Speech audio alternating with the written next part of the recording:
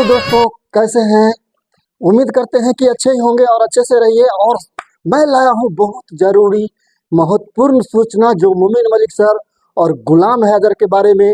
क्या कर रहे हैं? गुलाम हैदर जो है बेसब्री से इंतजार कर रहे हैं। जी बताइए क्या मामला है? देखिए, जैसा कि आप सभी को मालूम है कि गत दिनों जो पहलगाम में जो टेररिस्ट अटैक हुआ और इसमें लगभग 28 से 30 के बीच में हमारे भारत के जो नागरिक हैं वो शहीद हुए और इंजर्ड भी काफी लोग हुए। तो उसको देखते हुए हमारी भारत की सरकार ने जो कदम उठाने चाहिए थे, जो जरूरी कदम थे, वो कदम उठाए। तो उनमें जो सबसे इम्पोर्टेंट जो 3 कदम उठाए गए उनमें ये था कि जो हाई कमीशंस, पाकिस्तान का हाई कमीशन हमारे भारत में है, उसको विड्रॉ किया जाए। उसकी संख्या जो कर्मचारियों की वो 50% से 30% किया जाए। इसी प्रकार जो जल के मामले में भी कुछ कहा गया कि वो जल को भी रोकने की जो बात की गई वो उस पर स्टेप लिया गया। और सबसे बड़ा जो स्टेप लिया गया वो ये लिया गया कि भारत के अंदर जितने भी लोग वीजा पे पाकिस्तान के लोग आए हुए हैं उन सबके वीजा को तुरंत प्रभाव से कैंसिल करके उनको अल्टीमेटम दिया गया 24 आवर्स का, और उनको भारत देश की बॉर्डर को छोड़ने का आदेश दिया गया। तो कुछ जो लॉन्ग टर्म वीजाज है उनको छोड़ करके, या डिप्लोमेट्स हैं उनको छोड़ करके, और तमाम जो पाकिस्तान की लड़कियां जो भारत में शादीशुदा थी, जिनके बच्चे भी हैं, उनको भी जो है, जिनको नागरिकता नहीं मिली थी उनको भी जाना पड़ा। जो लोग आए हुए थे उन सबको जाना पड़ा। आपने देखा कि बॉर्डर बढ़े हुए हैं। तो देखिए कि जो भारत में आते हैं लोग, जो भारत में वीजा लेके आते हैं, तो वो सरकार की परमिशन से ही आते हैं। उनकी वेरिफिकेशन होती है, पुलिस वेरिफिकेशन होती है, सीआईडी वेरिफिकेशन होती है, और भारत में जो लोग उनके रिश्तेदार हैं वो उनको स्पॉन्सर करते हैं, उनकी भी वेरिफिकेशन होती है, तब उनको वीजा हमारा भारतीय उच्चायोग जो इस्लामाबाद में वो देता है।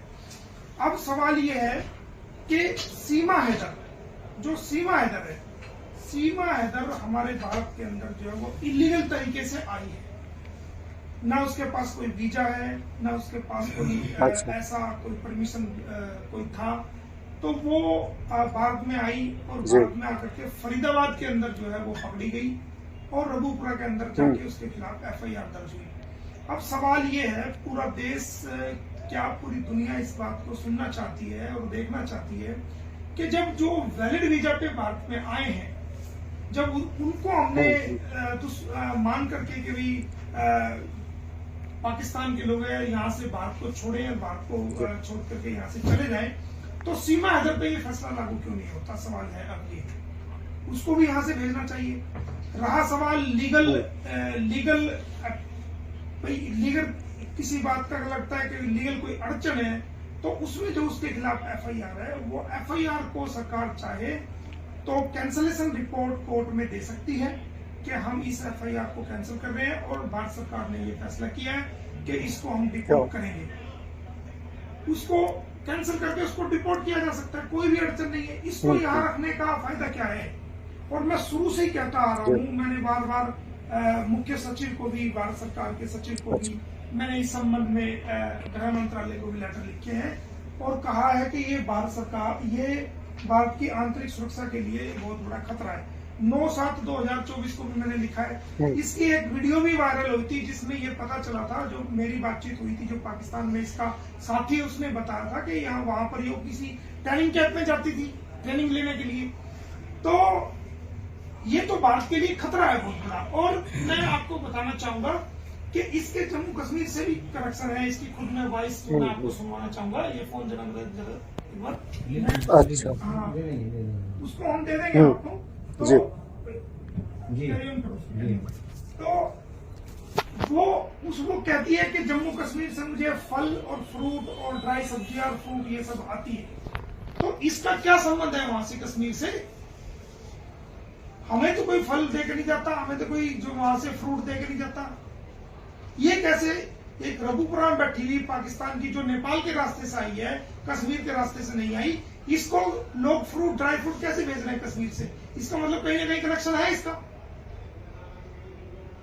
आज कोई इसके खिलाफ सुनने के लिए तैयार है। कल को कोई आतंकवादी इलीगल तरीके से भारत में आ जाएगा और वो बचने के लिए कहेगा कि भारत सरकार की जय, मोदी जी की जय और जो हमारे नेताओं की जय, तो क्या हम उसको बकस सकते हैं?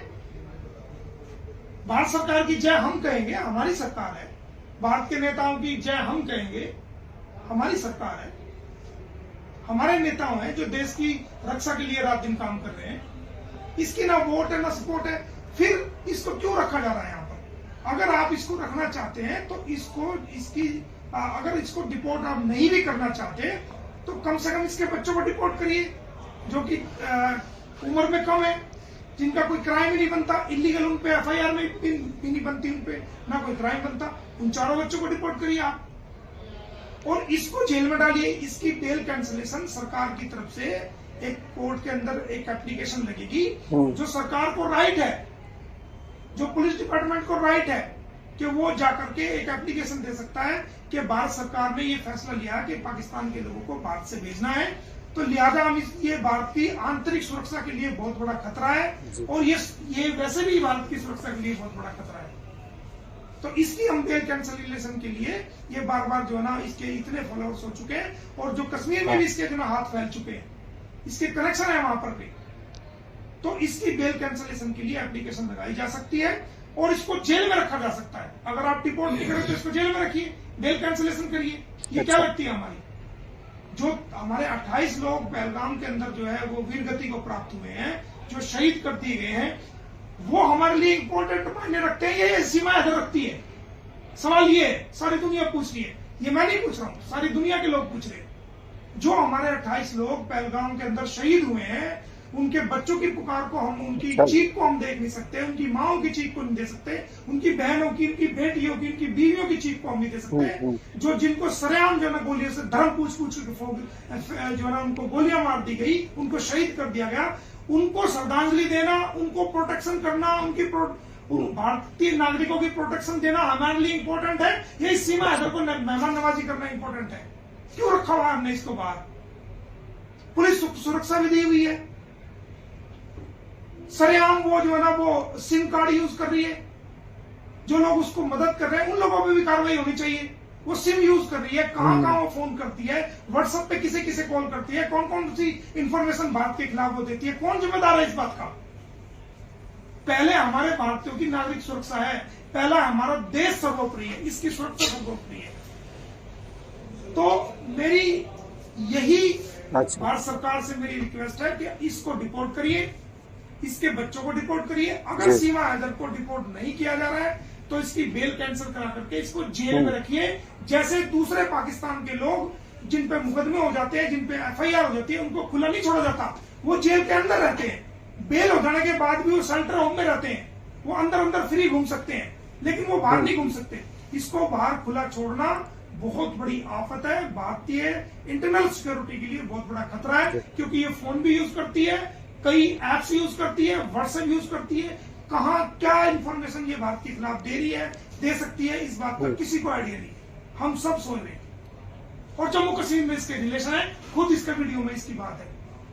तो इसके बच्चों को डिपोर्ट करे, अगर इसको भी डिपोर्ट करे, इसको नहीं डिपोर्ट करना तो इसको जेल में डाले। आतंकवाद जैसी घटना हो जाए उस समय पर जो हम सालों साल मेहनत करते हैं इंसानियत के लिए, उन लोगों के लिए जो इंडिया और पाकिस्तान की नफरतों के बीच में जो लोग फंसे हुए हैं, जिनके लिए कोई लड़ने वाला नहीं है, जिनके लिए की पुकार को कोई सुनने वाला नहीं है, और भारत के जो लोग पाकिस्तान की जेल में कैद है वो ज्यादातर हिंदू समाज के लोग हैं, कोई उनको सुनने वाला नहीं, कोई उनकी मदद करने वाला नहीं। मुसलमान भी बहुत इतने नहीं है, कम संख्या में, लेकिन हिंदू ज्यादा है, तो कोई उनकी मदद करने वाला नहीं, कोई उनको कानूनी मदद करने वाला नहीं है, कानूनी रूप से भी और वैसे भी। तो ऐसे लोगों की, हम जैसे लोग जो लड़ाई लड़ते हैं, या जो एक आध लोग उनका यहाँ पर जिनकी सजा पूरी हो जाती है उनको छुड़ा के भेजते हैं, या कोई एक आध मामला हो जाए जैसे गुलाम हैदर का बच्चों का मामला हुआ तो हम उनकी जैसे मदद करते हैं। तो इस चीज को जो लोग करते हैं वो वही जानते हैं कि उनको क्या क्या सहन करना पड़ता है, किस तरह ऐसे लोगों की बात को सहन करना पड़ता है जिन पे टॉयलेट करके उठा नहीं जाता।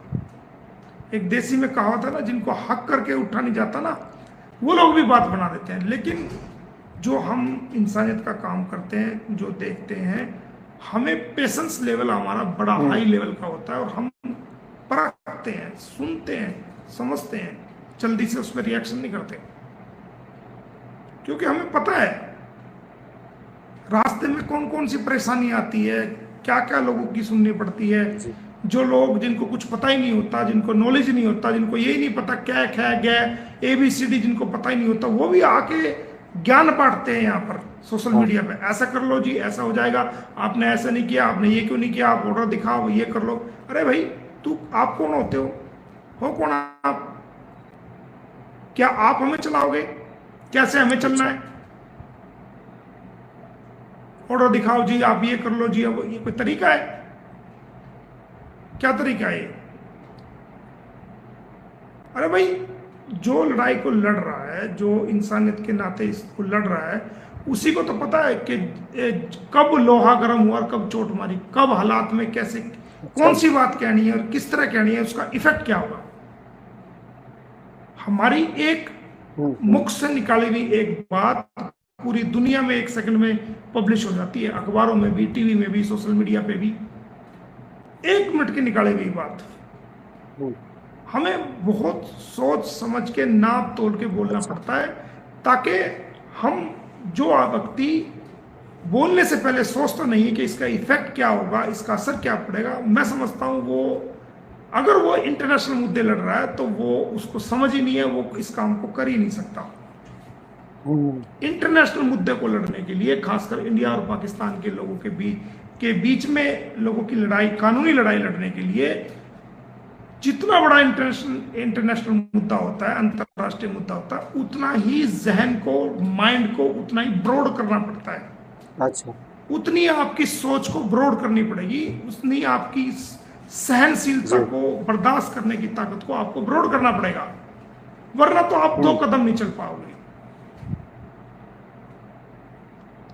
हम मुंह बोले भैया कोई है, जहां पर ये देखा कि ये एक मामला पब्लिसिटी का मामला है, वहां जाके चिपक गए। चाहे बहन बनानी हो, चाहे बुआ बनानी हो, चाहे बेटी बनानी हो, या कुछ भी रिलेशन कुछ भी बनाना हो, वहां जाकर के जो है ना वो रिलेशन को कायम करना किसी भी बहाने से, या तो वकील के रूप में, कैसे या किस तरह भी, वो हर पॉइंट पे पब्लिसिटी लेने की कोशिश करना और पब्लिसिटी को खुराक बना लेना। अगर 4 दिन अखबार या टीवी में फोटो नजर ना आए तो शुगर के मरीज हो जाएं,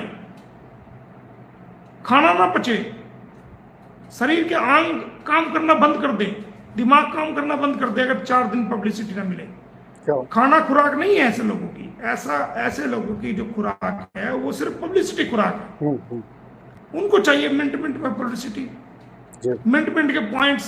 उनको ये नहीं देखना कि जिसको आप इस्तेमाल कर रहे हो वो एक नाम है, उसको अपने लेवल से चलाएंगे ताकि अपने लेवल से पब्लिसिटी को। अब जो ये मामला हुआ पहलगाम वाला मामला, अब सीमा को जान पूछ करके घर से हटा करके अपने ही किसी मकान में उसको रखा गया और उसको कह दिया कि तू चुप रहना, तुझे बोलना नहीं है, ताकि इस मुद्दे पर अगर वो बोलेगी तो उसका नाम होगा, लेकिन अगर वो चुप रहेगी तब तुम्हें बोलने का मौका मिलेगा और तुम्हारी फोटो और तुम्हारी स्टेटमेंट जो है वो मीडिया पे आएगी और तुम छा जाओगे पूरी उस पर।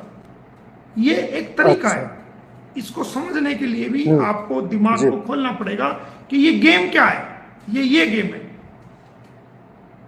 वहीं पे उसको घर से हटा दिया, इस नाम पे हटा दिया कि जनाब ये मामला हो गया, इस पे हमला हो सकता है, इसमें ये हो सकता है, सुरक्षा को खतरा है, ये है, और उसको ताल का नाम दे रहे, कभी कहीं का नाम दे, उसको उठा करके अपने ही किसी मकान में उसको चुपचाप रख दिया। और जो भी मीडिया वाला मिलने जाता है उसको मिलने से मना कर देते हैं, क्योंकि पता है कि मीडिया वाला कोई ना कोई, अगर 90% जो है ना मीडिया वाले अगर उस बात को नहीं दिखा पा रहे तो 10% तो हैं, 100 में से 10% तो हैं जो सच को सच दिखाते हैं, जो झूठ को झूठ दिखाते हैं। वो 10% कहीं ऐसा ना हो कि वो 10% कहीं ऐसा ना हो कि वो सच्चाई को दिखा दें, इसलिए उसको छुपाया गया। अगर वो सीमा चुप रहेगी, कोई स्टेटमेंट नहीं देगी, मीडिया के सामने नहीं आएगी। तो दोस्तों आप लोगों ने देखा और समझा, आप लोग खुद ही समझदार है, बात को समझ रहे होंगे। तो ये अब तक का ये बातें रहा, और आप लोगों को कैसा लगा वीडियो कमेंट करके हमें ज़रूर बताइएगा। और आप देख रहे थे ललित दास 7313, इस चैनल को अगर सब्सक्राइब करना चाहें तो सब्सक्राइब कर लीजिएगा और वीडियो लाइक शेयर कर दीजिएगा। तो फिर मिलते हैं अगले वीडियो में। अपना बहुत सारा ख्याल रखिए, हंसते रहिए, मुस्कुराते रहिए। जय हिंद, वंदे मातरम।